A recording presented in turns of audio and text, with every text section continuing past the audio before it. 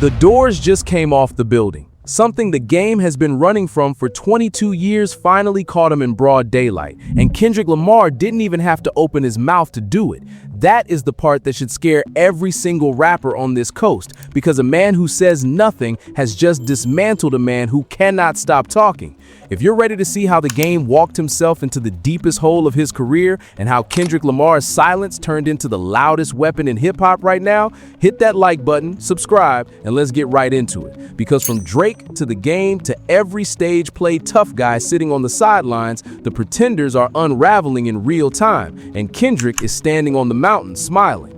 See, here is what nobody wants to admit. The game is out here inching closer and closer to yanking the white t-shirt off the red rag and shouting out loud what he has been whispering for years, that he wants a smoke with Kendrick Lamar.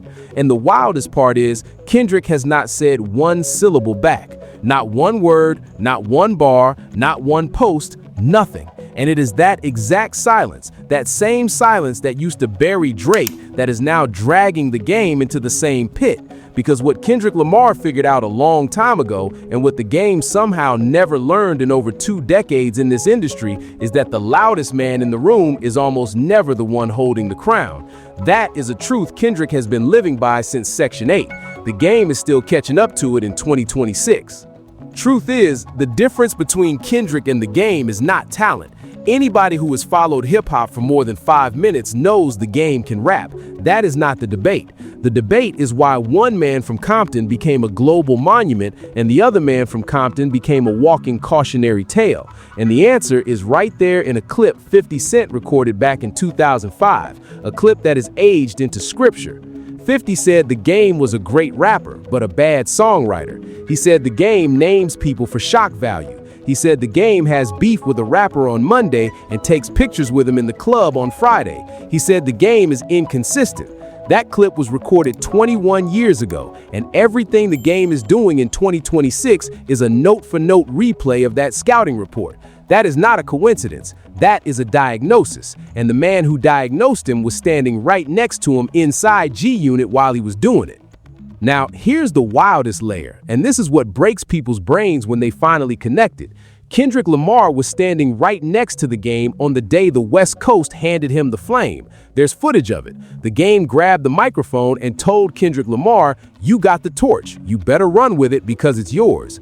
That was before Kendrick became the Kendrick Lamar the world now knows. That was before GNX, before the Super Bowl, before Not Like Us swept the Grammys, before PG Lang, before Kendrick became the single most powerful rapper alive. And once Kendrick actually did run with that torch and left the game somewhere back in the smoke, the mood between them changed forever. Because the game did not just pass the flame, the game watched the flame outshine him, and it broke something inside of him that no interview and no rant has ever managed to put back together. The very first crack showed up in 2012. XXL magazine put Dr. Dre on the cover with Kendrick Lamar and wrote that Dre had just delivered hip-hop's next superstar after Eminem, Snoop Dogg, and 50 Cent. Notice who was missing from that sentence: the game. And when a magazine cover forgets your name in the same paragraph where your mentor is being celebrated, that stings in a way most people cannot describe. The game did not hide it. He went on record and said the cover was disrespectful. He said his relationship with the magazine could go either way from there. That was the first flicker of something ugly, and it never went out. That was the first moment the game realized Kendrick was not just an opening act on his tour anymore. That was the moment the student officially outgrew the room. Because from there, the game spent years chasing a mirror.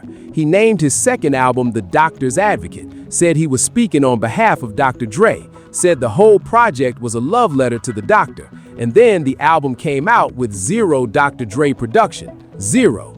See, that is the exact pattern 50 was describing in 2005. Says something, does the opposite, then acts confused when nobody trusts him. Fast forward to 2025, and the game is on a stage screaming F 50 Cent.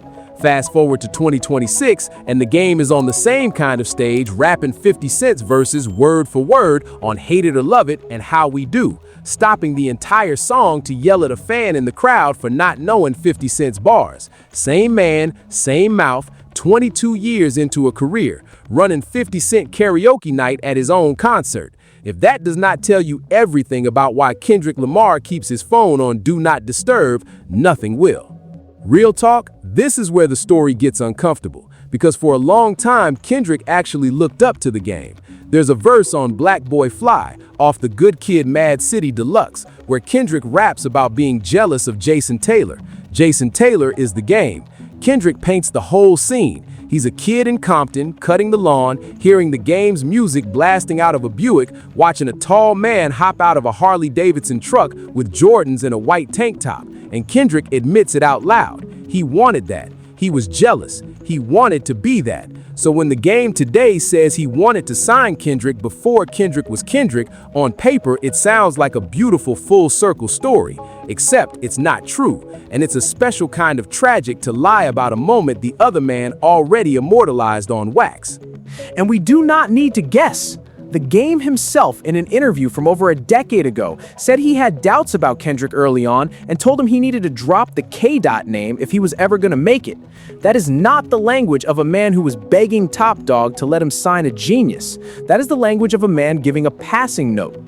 Kendrick himself put out a song 15 years ago called Last Real Guy Alive, where he raps that he handed his mixtape to somebody connected to the game, and the message that came back was that the game did not like it. So when the game sits on a podcast in 2026 and rewrites history and says he was 2 seconds away from signing Kendrick Lamar, that is not memory. That is marketing. And Kendrick's own camp knows it, and the receipts are sitting on YouTube in his own voice from his own mouth, dated years before he ever had a reason to lie about it. Which is why 2T's, Kendrick's longtime bodyguard, the man Kendrick actually name drops on Not Like Us, finally came out and said what everybody in the building has been thinking. He said the game is faking. He said he lived under Kendrick's roof for 5 years.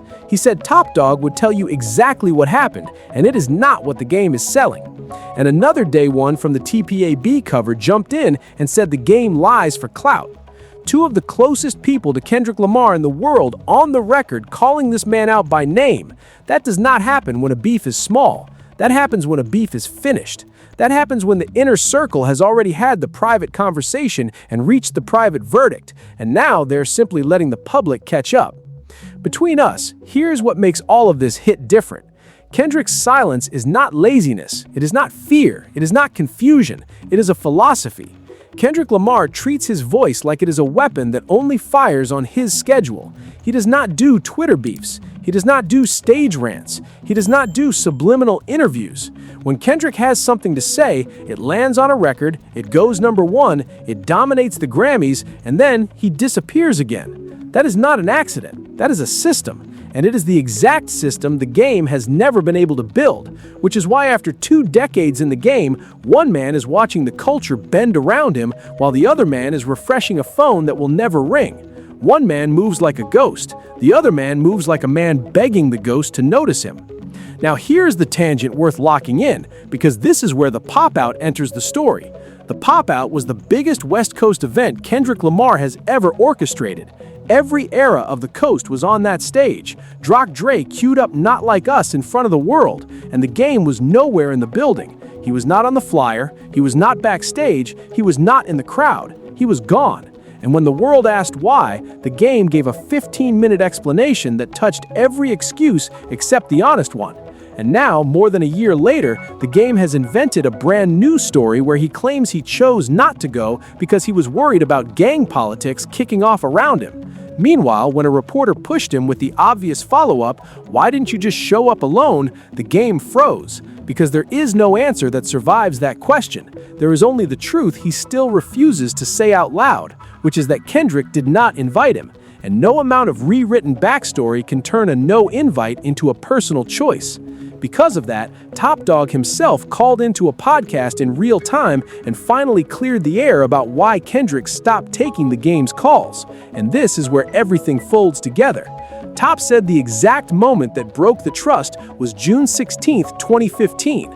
That was the day the game brought Drake to Compton to shoot the music video for their collaboration called 100. And here's what nobody was talking about at the time. On that record, Drake was throwing shots at Kendrick Lamar in bars everybody heard. Drake said if he stayed on his conscious material, he would have all of Kendrick's fans. And the Game did not just let that verse ride on his own album. The Game escorted the man delivering that verse into Kendrick's hometown to film the video. And the date, June 16th, is the exact same date Kendrick and Drake first met in Toronto years earlier. The same date Kendrick would eventually turn into a diss song called 16 in LA. That is not a coincidence. That is a receipt. That is a numerical fingerprint Kendrick left in the record for anybody willing to do the math. See, this is where the difference between the two men becomes impossible to hide.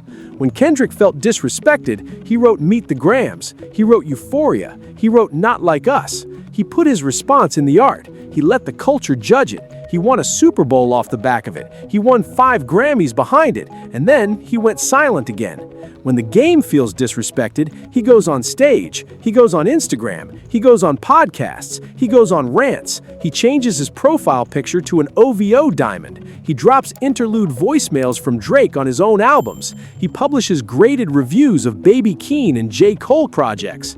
He turns himself into the walking billboard for a man who was busy suing his own record label. That is not strategy. That is service. And the Coast noticed, and the Coast will remember. Because let us be honest about what riding for Drake actually cost him. The Game FaceTimed Drake in the middle of a Drink Champs interview. The Game bragged that Drake gives his kids concert tickets and backstage passes. The Game reposted quotes claiming that when Drake disappeared, the entire Billboard 100 collapsed with him, which, by the way, is not even true. The commercial rap chart has been sliding since 2020. The Kendrick and Drake beef actually spiked the numbers, not tanked them. But that has never mattered to the Game. What mattered to the Game was standing next to the biggest name on his phone, even when that name was actively at war with the man from his own city who had just inherited the flame he claims he handed over. There is a word for that in the streets, and it is not a word anybody who once wore a red rag ever wanted attached to their name. Here is the wildest layer inside the layer. The Game genuinely believed Kendrick had been sneak dissing him for years. He thought bars on The Heart Part 4 were aimed at him. He thought the opening line of Not Like Us, the one about seeing dead people, was a callback to a Game record and therefore a shot. Stat Quo went on the record and said he sat with the Game for over an hour trying to convince him he was seeing ghosts. He said he called Kendrick directly and Kendrick told him plainly, "Why would I diss the Game? I would never do that." Stat Quo brought that answer back and the Game still did not believe it. And this is the psychology that runs the entire soap opera. When you have spent 20 years assuming everybody in the room is talking about you, silence stops sounding like peace and starts sounding like conspiracy.